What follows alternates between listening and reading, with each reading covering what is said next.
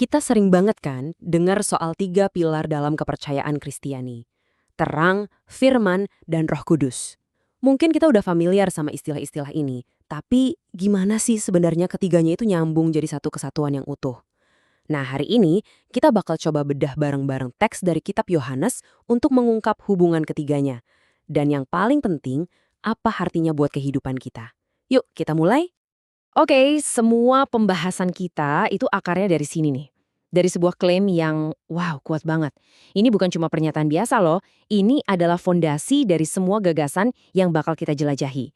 Yesus di sini menyatakan dirinya sebagai sumber dari terang hidup. Sebuah ide yang dalam banget dan penuh makna. Tentu aja, klaim sebesar ini langsung bikin kita mikir, terus kenapa emangnya? Kenapa mengikuti terang ini jadi sesuatu yang begitu penting? Jawabannya ternyata ada pada sebuah janji yang sangat fundamental dan bisa mengubah segalanya. Nah, ini dia kuncinya. Teks ini nunjukin kalau menerima terang itu berhubungan langsung sama janji hidup yang kekal. Jadi, ini bikin pilihan untuk percaya atau enggak itu jadi keputusan yang paling krusial dalam hidup, dengan konsekuensi yang sifatnya abadi. Baiklah, mari kita masuk ke bagian pertama. Sebuah klaim sebesar "Akulah terang dunia" pastinya nggak datang tanpa tantangan, kan? Coba deh kita bayangin, gimana caranya Yesus mempertahankan pernyataannya yang luar biasa ini di hadapan orang-orang yang menentangnya waktu itu. Nah, disinilah ceritanya jadi menarik. Ada konflik. Para pemimpin agama pada zaman itu, yaitu orang Farisi, langsung mempertanyakan keabsahan klaim Yesus. Menurut hukum mereka saat itu, kesaksian dari satu orang aja tentang dirinya sendiri itu nggak bisa dianggap sah. Harus ada saksi lain. Dan jawaban Yesus di sini, ini cerdas banget loh. Dia nggak menolak hukum mereka, justru sebaliknya, dia pakai hukum itu buat membuktikan klaimnya. Dia bilang, kesaksianku sah karena saksinya ada 2, aku sendiri dan Bapa yang mengutus aku. Ini adalah argumen yang sangat kuat, baik secara hukum pada masa itu maupun secara teologis.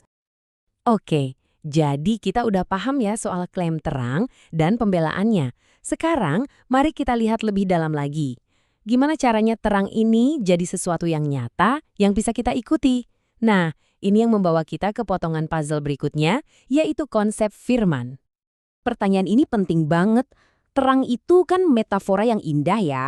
Tapi gimana cara kerjanya di kehidupan kita sehari-hari?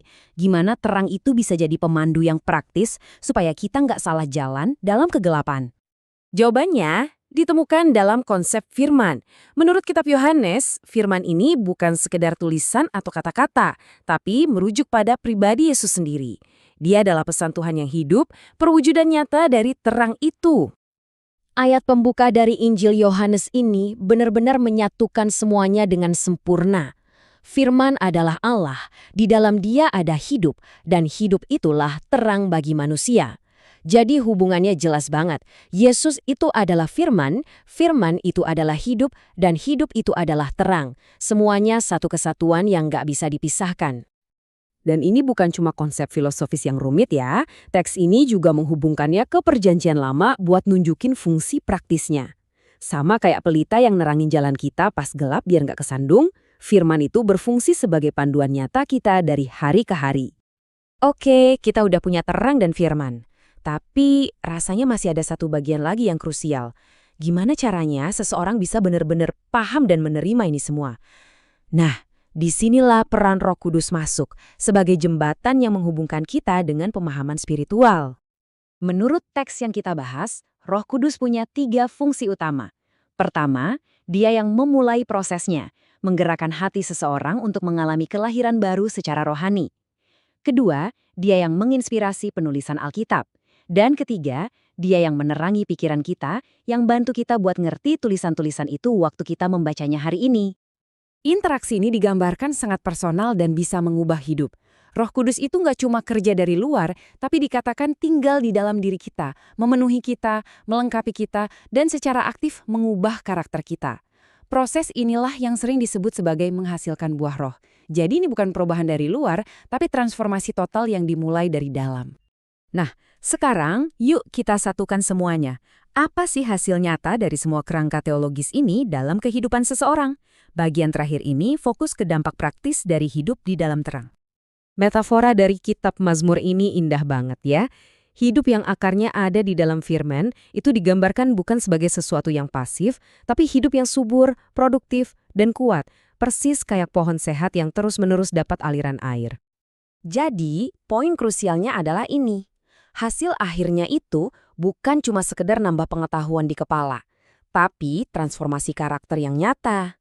Perubahan ini bisa dilihat dari tindakan kita, sikap kita, dan cara kita berinteraksi dengan dunia di sekitar kita.